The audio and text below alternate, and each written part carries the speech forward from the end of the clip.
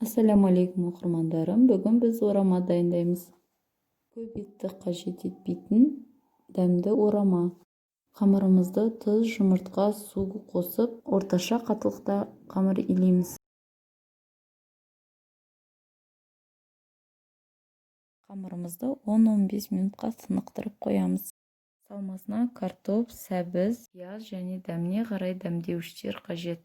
Сәбіз бен картопты үккіштен өткіземіз. Пиязды майдалап турап, бәрін қосып араластырамыз. Қамырымызды екі бөлікке бөліп, жұқалап жайып аламыз. Жайылған қамырымыздың бетіне сұйық май жағып, салмамызды саламыз. Салмамызды біркелкі етіп салып, орап шығамыз. Май жағылған мантаваркаларымызға салып, 20 минут пісіреміз. Осымен орамамыз дайын, өте дәмді, жұмсақ болып шығады. Ас болсын.